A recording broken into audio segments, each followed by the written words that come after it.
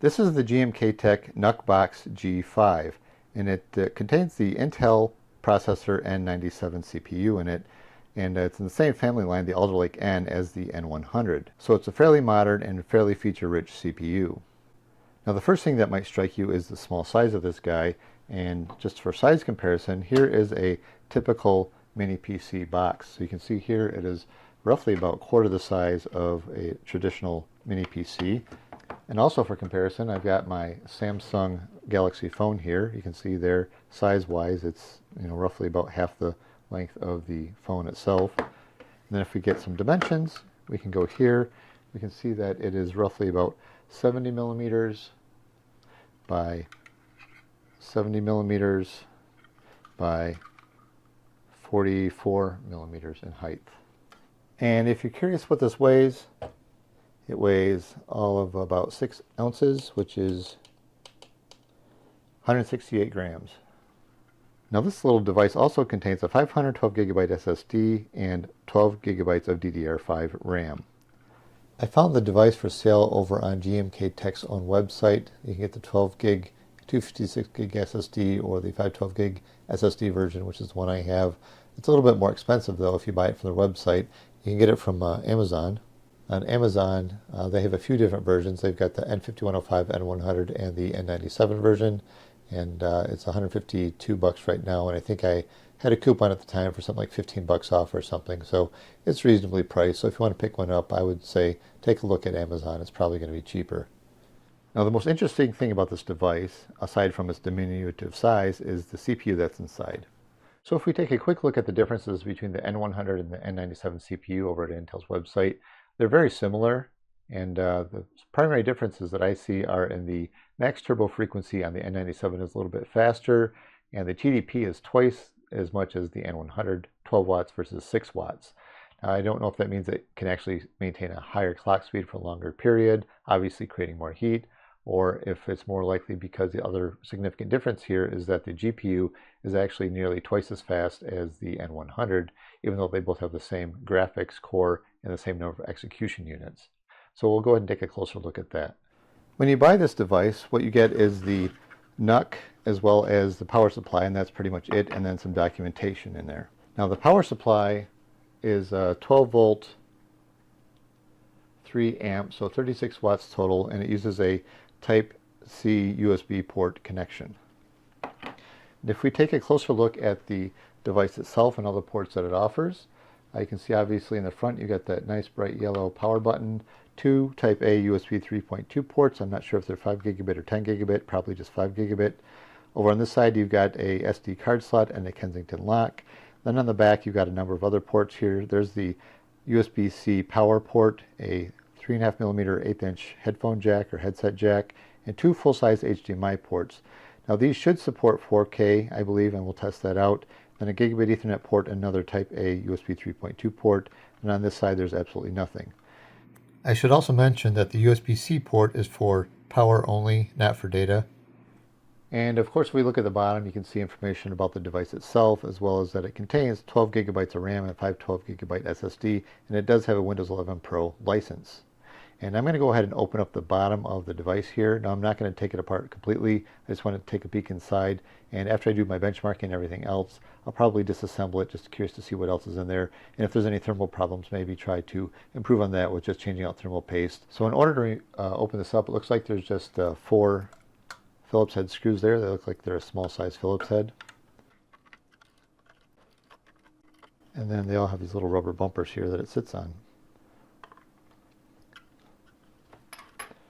Okay, if I just stick this, oh, there we go, and that just pops off like that.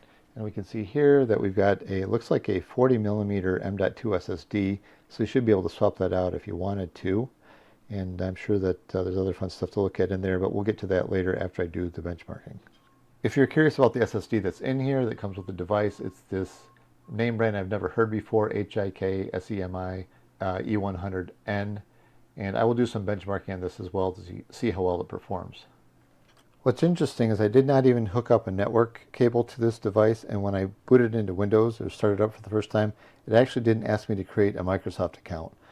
That's awesome. I don't know if it's something they did or if there's a new distro of Windows 11 out there that avoids that. But usually, even if you don't have a connection, it kind of bugs you to say, hey, why don't we connect to the internet? So taking a quick look at Task Manager here, you can see we've got the 4 cores and 12 gigs of DDR5, 4800 megahertz, and then the SSD here.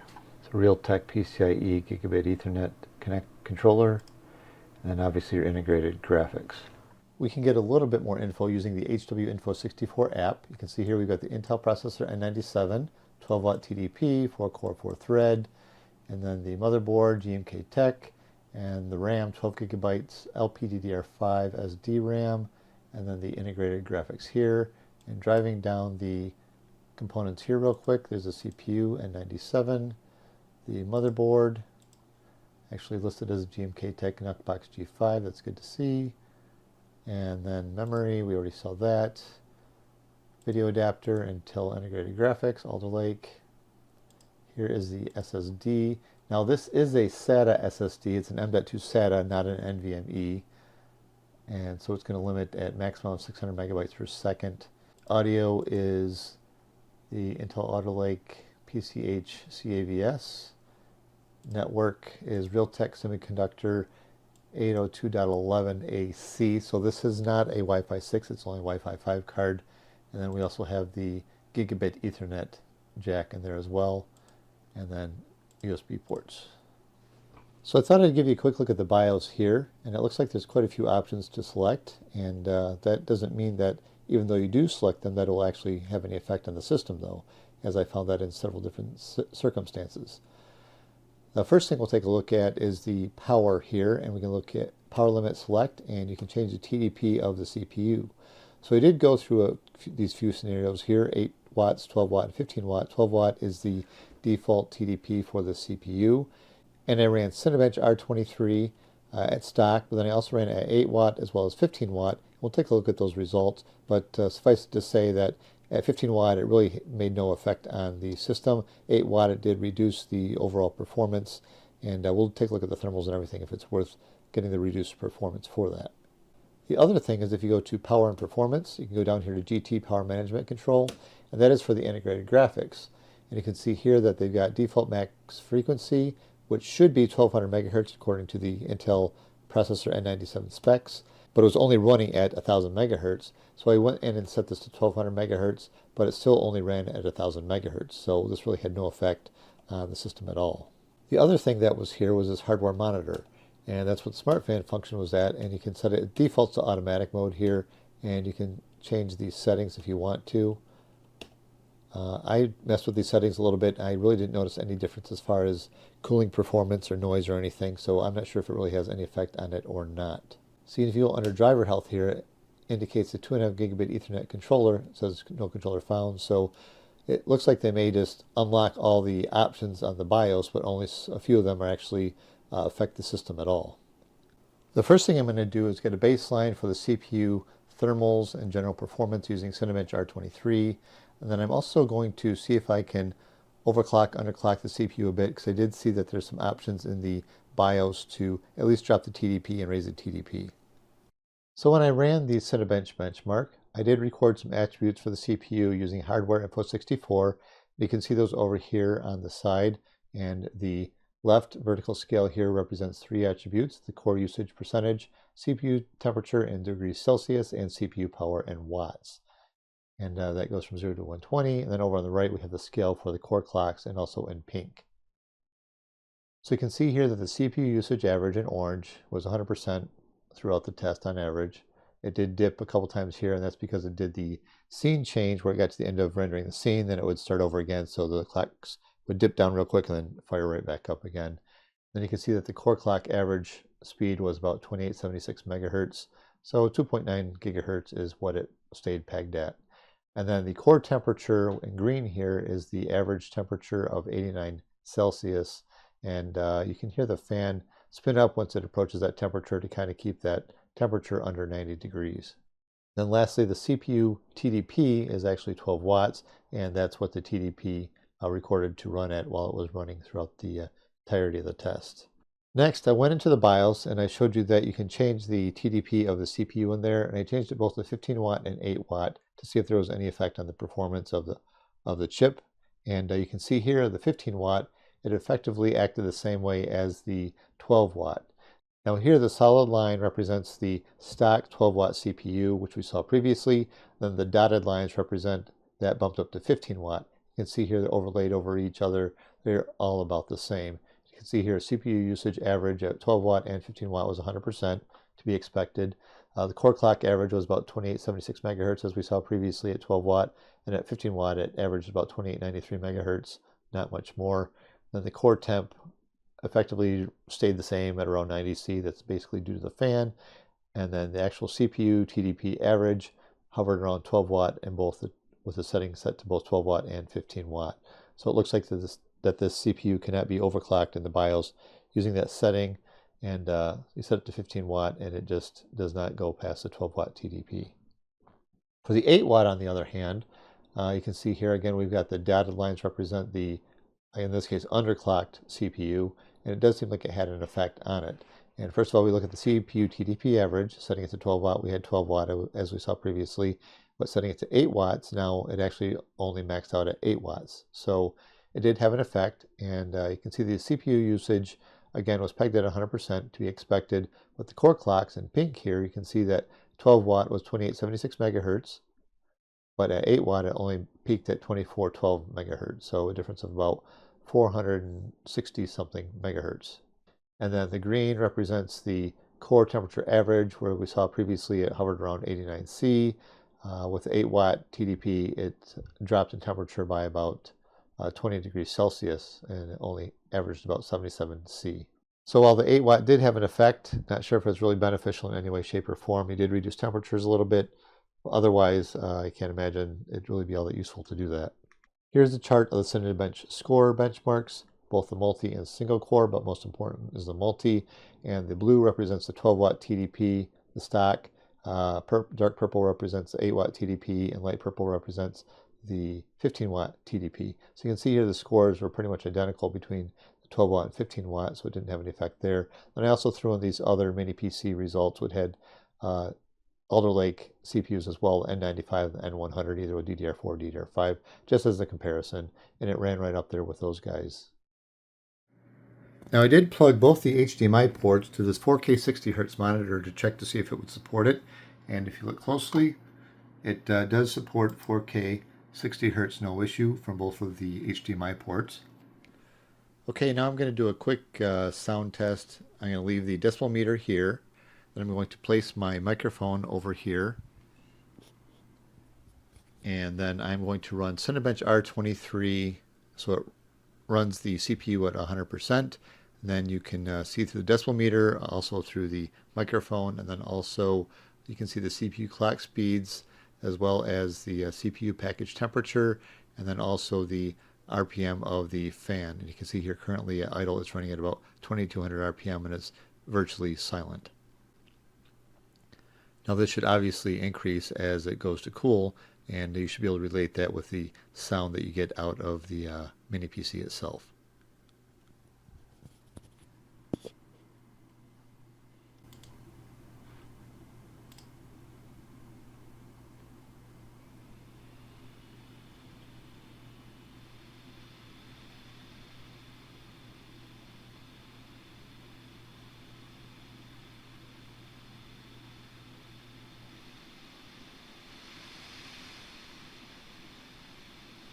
So as you notice, it looks like it's running at about 4200 RPM as it's running this. It occasionally bursts up to over 5000 RPM. When it does that, it's slightly more audible, but it's not that annoying. It's a very just low hum, whoosh sound, and nothing high-pitched whine or anything like that.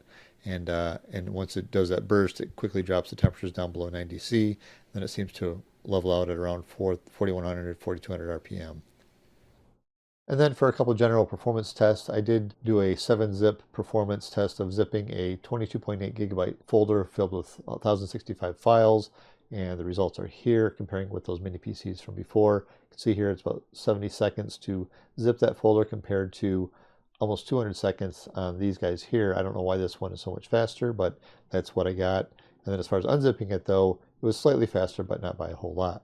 As far as encoding, I did run Handbrake, and I took this 4K 60 file, which is only about 1 minute, 1.5 minutes long, at 74,000 kilobit per second, and converted it to 1080p 60 at 8100 kilobit per second. And the dark blue here is the CPU, encoding it with the CPU, the N97, and then the light blue indicates the using QuickSync video option on the CPU. So you can see that considerably improved performance by using QuickSync video. Now, I did not use QuickSync video in these other mini PC tests, so I don't have that to compare to, but just goes to show you that if you have QuickSync video, it's a good idea to make use of it. This will definitely improve performance overall compared to the CPU. Next, for the network transfer, I took 10 1 gigabyte files and 100 1 megabyte files and transferred them over the network. And 1 gigabit, you should expect it to be right around 1,213 megabytes per second realistically. And that's right what we got both on the 1 gigabyte write and read, and then on the smaller file size, 1 megabyte write and read. It was right up there on par with the other mini PCs. Now, this is a Realtek gigabit Ethernet. It's a pretty popular Ethernet port, so I wouldn't expect to have any problems there either. And then I did the same file transfer using the Wi-Fi. And now this is only an 802.11ac card, and it is a Realtek 8821CE wireless LAN PCIe card. So it is not Wi-Fi 6, it's only Wi-Fi 5. And I ran it 6 feet away from the wireless access point, and then also 50 feet away going through a couple of walls. Then you can see the 1 gigabyte write, 1 gigabyte read, 1 megabyte write, 1 megabyte read results. Overall, it's generally what you would expect from a Wi-Fi card, so nothing out of the ordinary. Now if we go ahead and take a look at the SSD, that's this HS SSD E142 that I showed you previously, and did a quick crystal disk mark, so there's results if you're interested in that. Keep in mind that this is a SATA SSD, it is not an NVMe. In addition to running crystal disk mark, I actually took 1 gigabyte and 1 megabyte files and did the file transfer back and forth to a USB NVMe M.2 adapter to kind of get a feel for the USB port, whether or not it's a 5 gigabit or 10 gigabit USB port, and also kind of get an idea for the real world write performance to the onboard SSD. So you can see here we've got the 1 gigabyte write and read file transfer, 10 of those, and then I did 100 1 megabyte files write and read. And you can see here that the 1 gigabyte write, which effectively means writing from the USB to the onboard SATA SSD, was 486 megabytes per second. And then reading it back to the USB SSD, it was 350 megabytes per second. So this here tells us that we're definitely within the 5 gigabit Ethernet port speed. Also, I did try to attach a different SSD to the M.2 USB adapter, and it would constantly connect and disconnect, connect and disconnect. So I don't know if it's a USB adapter or the device itself, because it works fine on another computer. Now I'm using this USB to NVMe adapter. I know I've got this little clip here, just makes it easier to remove and replace. But this is the SSD I typically use to store all my data to do my tests. Now I did end up putting on a Samsung 970 EVO Plus SSD in here, and when I did that, attached to the USB port, it tended to connect and disconnect and connect and disconnect, and I tried to remove it a couple times, and it just didn't seem to want to cooperate. So I don't know if it's an issue with this adapter or the mini PC here or what, because when I plug this into my desktop computer, it seems to work perfectly fine. Let's see if I can recreate it here now.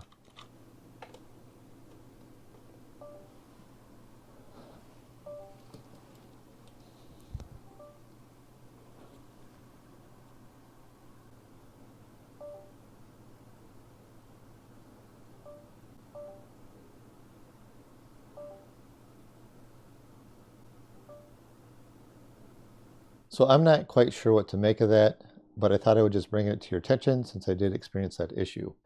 But I also did a quick crystal disk mark test running to the USB M.2 adapter, and there you can see the sequential test results are right around 460 megabytes per second, and that's right at that 500 megabyte per second threshold of a 5 gigabit per second USB port as well. Now this says USB front right port. I did test this on all 3 ports, but I'm only showing the results of the front right one because they were all very similar. And since the mini PC comes with an included SD card slot, a micro SD card slot, I thought I would show you this. I did use a SanDisk Extreme 64 gigabyte micro SD card. And then I also used to compare it with a USB to microSD adapter. Now the blue represents the onboard SD card slot that is on the mini PC itself, and the purple represents the USB adapter. So you can see here that the adapter and the card are capable of much higher performance than the integrated microSD card itself. So it's whereas we got around 90 megabytes per second performance using the USB adapter, the onboard SD card slot only maxed out at about 28 megabytes per second in Crystal Disk Mark, in a real world about 26 megabytes per second. So don't expect miracles, and I guess it's okay that they included this if you just want to transfer files to and from the camera or something, but honestly it seems like they could have done a little bit better job if they're going to include it on a device like this. And then here's the actual Crystal Disk Mark results, both with the USB adapter and then also the integrated SD card slot here, so you can see the comparison there for both the sequential and the 4K transfers. Now some more fun benchmarks. The time to boot, you can see compared to the other mini PCs, was substantially faster, 24 seconds versus about 30 seconds to 43 seconds on this guy here. So it's a pretty quick boot, no problems there. And when it comes to power draw, here you can see the power draw from the wall. The light blue represents this Nucbox by GMKTek, and the gray shaded ones are the other mini PCs that I tested previously. You can see across the board it fares as well as, if not better than, the other mini PCs when it comes to stressing it out as well as at idle. Only sipped about 8 watts at idle and 12 watts while light use and browsing, video watching, YouTube, whatever. However, what's more impressive, and we'll look at the benchmarks in a second, is that even though this is less power consumption, it actually performed better than the other devices here as well. So it's a decent improvement in watts to performance. And if you're wondering about how hot this thing gets, there is a local hotspot near the back, but it really isn't that hot. It's only 49C max that I could measure. So no real issues there with a hot touch surface when you're running this thing. And the peak CPU temperature during gaming benchmarks in any benchmark that stressed the system was 90 degrees Celsius. We saw that with Cinebench. The fans would kick in and keep that temperature at around 90°C or cooler. Now here's some basic Unigen and 3D Mark benchmark results if you're interested in those. Now remember that the integrated graphics actually runs at a 1200 megahertz, or supposed to, compared to the 750 megahertz of the N95 and the N100. And so we should expect a faster performance overall. Now I will say that the GPU itself, even though it's supposed to run at 1200 megahertz, I never saw it go past 1000 megahertz. Also, there's a way to set that in the BIOS to set it to 1200 megahertz. Even when doing that, it never went past the 1000 megahertz threshold. So it seems like there could still be some room for improvement, but it doesn't look like there's the option to increase that GPU performance using this BIOS. I ran several gaming benchmarks on this GMKTek Nucbox G5. They were all run at 720p low settings. Now I know that's not the greatest, but what can you expect from a low wattage CPU with integrated graphics? Now looking at the chart here, the blue represents the GMKTek G5 Nucbox that we are reviewing here. Then the gray bars represent previous mini PCs that I had reviewed. Now the darker bars in each of these respective bars represent the 1% low FPS value during each respective benchmark. And if we look here, we've got this yellow line here, which represents the 30 FPS quote-unquote threshold for playable. I did add a few extra games that I did not check on these other mini PCs, and that's Horizon Zero Dawn, Sleeping Dogs Definitive Edition, and Tomb Raider 2013. Now looking across here, clearly you can see that this 1000 megahertz versus the 750 megahertz definitely made a difference in the overall FPS generally across the board. That faster GPU also made several games that really weren't considered playable, like Forza Horizon 4, Batman Arkham Knight, and Hitman. I did record videos of the footage of these benchmarks, so I'll leave a link in the description if you want to see that. Not real exciting, I know, but if you're interested in the overall performance, it might give you a general idea of how well it will do. I did load up Minecraft for a little bit, and the Java version tended to run at higher frame rates, but it also tended to lag more often, whereas the Windows version would be more consistent, but it'd be a lower frame rate. Overall, it was a decent experience, and I thought the Windows experience or Windows version was actually much better. Right now I'm going to disassemble this and just kind of see all the guts that are in here, and then I'm going to change the thermal paste for the CPU using this SYY157 thermal paste here.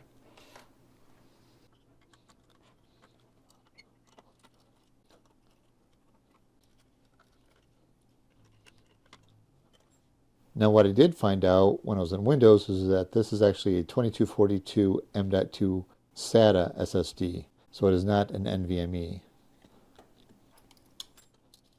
And you can tell that by the two notches here. It indicates that it's a SATA M.2. Now if you look, there's 4 posts here, 1, 2, 3, 4, and it looks like those have to come out to get this panel off here, or this bracket.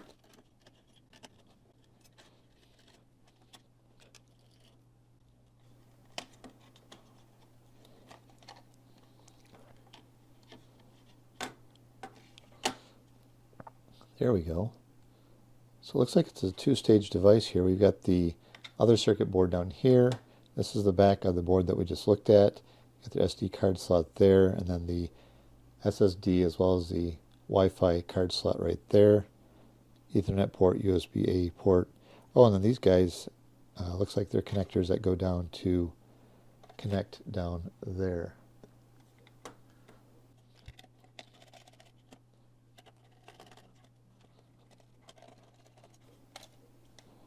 That allows you to take off the top cover. Okay, so be careful when you do that, because this is these are soldered on to the top panel here. You don't want to break those wires off. And then you've got your fan and heat sink right there.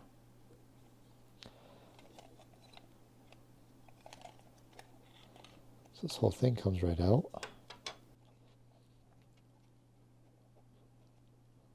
This thing is just kind of hovering in space here. Kind of weird.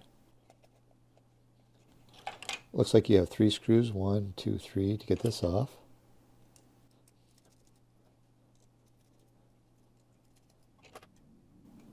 And voila, now we expose the heat sink. Now there's the heat pipe for this. It's got a good sized little heat pipe here, and then the fins that help cool it. And now it looks like somehow I have to, oh I see, just got to remove those 4 screws. Then we should be able to expose the CPU.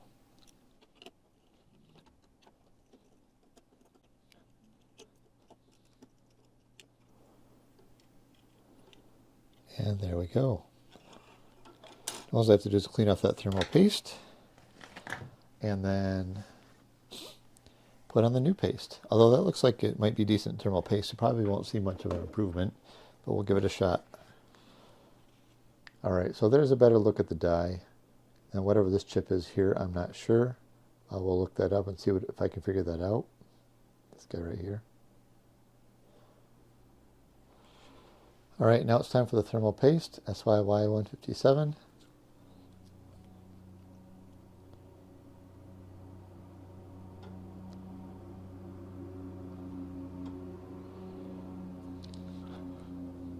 That should be a healthy amount.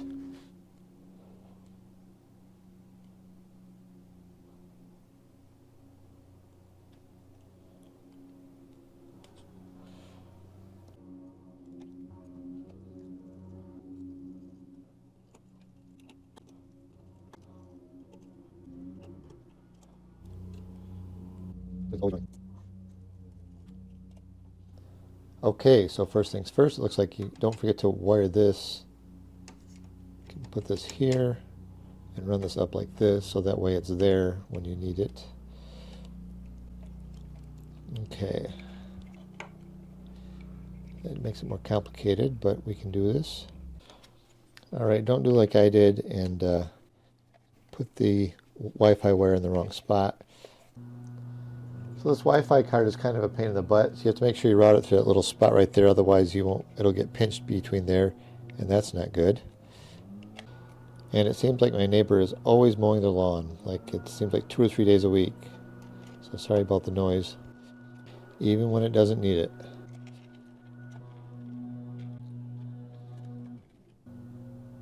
Okay, those 4 posts are all on there nice and snug. Now for the complicated part, and that is getting these connectors down to those posts down there.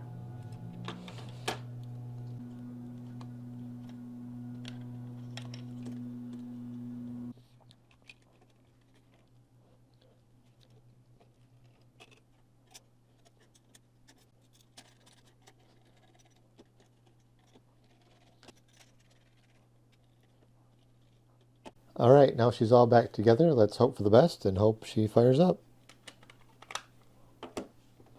So overall, I would have to say that repairability on this is actually pretty good. Obviously, you've got your RAM and your, oh, that was probably the RAM that was on that right next to the CPU. We have your RAM and your CPU soldered to the motherboard, but otherwise it's easy to access all the components that you can actually get access to. The light's on, that's a good sign. Hey, we're booting into Windows. After I repasted the CPU, I ran Cinebench R23 again, and the solid lines represent the stock CPU with the stock thermal paste, and the dotted or dashed lines represents the CPU after the thermal paste. So if we take a look at the core usage here, it should be pegged at 100%, which it is in both instances. Then we also look at the core clocks, and it was pegged there right around 2900 megahertz in both cases. And then we look at the package power, the TDP of the CPU throughout the test. It was all consistent between pre-paste and after the repaste at 12 watt TDP. The real significant difference that you can see here, not even that significant, is the difference in CPU temperature throughout the test. And while it ran around 90 C with the stock thermal paste, it did drop it by a couple degrees C to about 87 to 88 C throughout the test with the repaste. So the repaste did seem to help, but it wasn't all that significant. So I'm not sure if it's worth disassembling your device in order to just gain a couple degrees Celsius cooler running. But then again, I don't feel like the fan actually spun up as much, so that might be worth it instead of getting that bursty fan. And here's the Cinebench R23 performance results. Now we saw this chart previously, but we did not have the repaste data in there. So we take a look at it now. The dark blue represents the stock thermal paste. The light blue represents the repaste, and then the purple ones are the 8 watt TD, 15 watt TDP respectively, and then the other comparison mini PCs here. So you can see that repasting it really didn't affect the score any, and so you really can't expect much. And based on what we had seen previously, that was kind of to be expected, right? Because everything was pretty much the same other than the temperature dropped by a couple degrees. So on a whim, I decided to take a 2280 NVMe SSD and see if it'll actually work in here. And obviously this is designed for a 2242 or 42 millimeter long SSD, but that doesn't mean that this won't work if it's at least connected to that. So this is already preloaded with Ubuntu, and I'm going to see if I can actually get it to boot. Now I don't have a rubber band or anything, I just put that on there, but so I'm just going to take some electrical tape and hold it in place for now.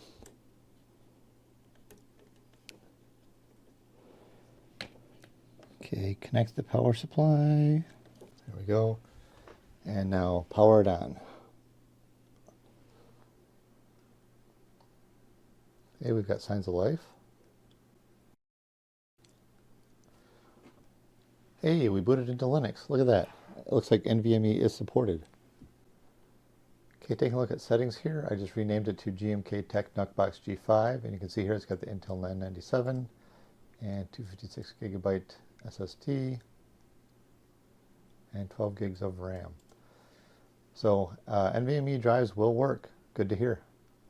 So I spent a few minutes in Ubuntu here, and it seems like everything is fully functional. Wi-Fi, network, Bluetooth, sound. Front, left, front, right. Display obviously is working fine, so everything else seems to be good.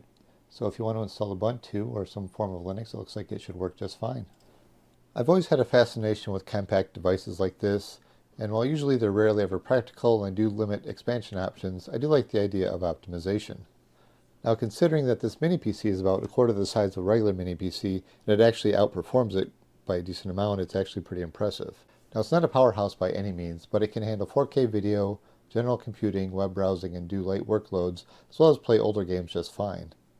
While there's not a lot of reason to, the device itself is easy to disassemble if you ever wanted to swap out the SSD, which just required the removal of 4 Phillips head screws. Now, while the system comes with an M.2 SATA SSD, it's good that you can actually swap it out with an M.2 NVMe, as long as it's the 2242 form factor. And you can, of course, dig a bit deeper into the device and change the thermal paste like I did, although it really didn't improve thermals all that much. The fan manages to keep the CPU temp under control, remain relatively quiet, although running at 90°C regularly if it's frequently under load is a bit concerning. But you can always set the TDP in the BIOS to 8 watt. While this will limit you to slightly less performance, it should keep the thermals in check, as we saw in the Cinebench R23 test where it never exceeded 77 degrees Celsius. Otherwise idle and light use, the temps stay under 70°C at stock 12 watt TDP. Not to mention its low power consumption will save on the energy bill. So if you're in the market for a mini PC, and I don't see a reason why not to get this, the price really isn't any more expensive, it tends to perform a little bit better, and it's just a smaller form factor. So that's all for now, and I hope you found this interesting and helpful, and until next time, talk to you later.